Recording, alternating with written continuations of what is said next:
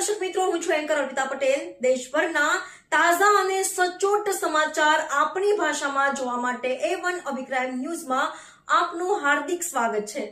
હવે જોઈએ મુખ્ય સમાચાર। આંબરડી ખોડિયાર ડેમ શેત્રુંજીમાં પાણી બાબતનો પ્રશ્ન।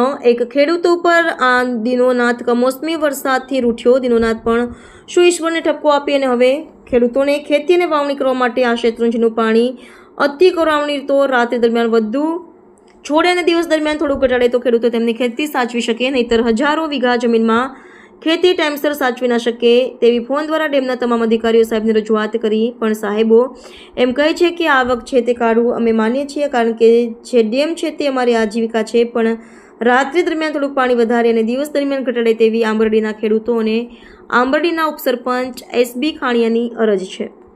રિપોર્ટર સંજય વાળાધારી। હજારો વીઘા આંબરડી ગામની ખેડૂતોની જમીનના શેત્રુંજીના સામા કાંઠે આવેલી છે। તેમજ આ માલધારીઓના માલ જે નાના વાછરું તમામ આમાં હાલી શકે નહીં, વાછરું નાખે તો તણાઈ જાય, મોટા માલ હાલે છે। તો અત્યારે અમારે એક કુદરતી કમોસમી વરસાદના કારણે ખેડૂતોની માંડવી, નિરણ, ડુંગળી તમામ વસ્તુ બગડેલ છે।